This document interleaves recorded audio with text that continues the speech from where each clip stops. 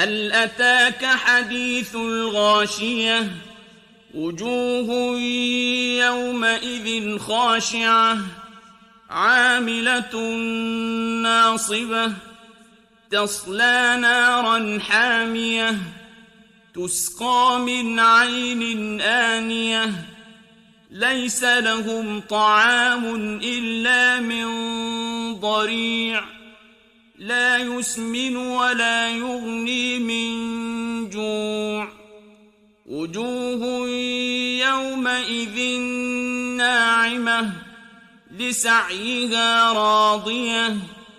في جنة عالية لا تسمع فيها لاغية فيها عين جارية فيها سرر مرفوعة وأكواب موضوعة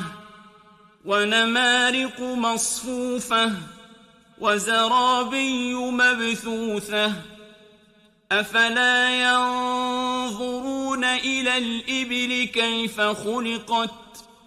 وإلى السماء كيف رفعت وإلى الجبال كيف نصبت وإلى الأرض كيف سطحت فذكر إنما أنت مذكر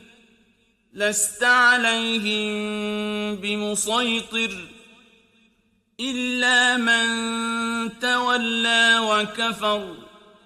فيعذبه الله العذاب الأكبر إن إلينا إيابهم ثم إن علينا حسابهم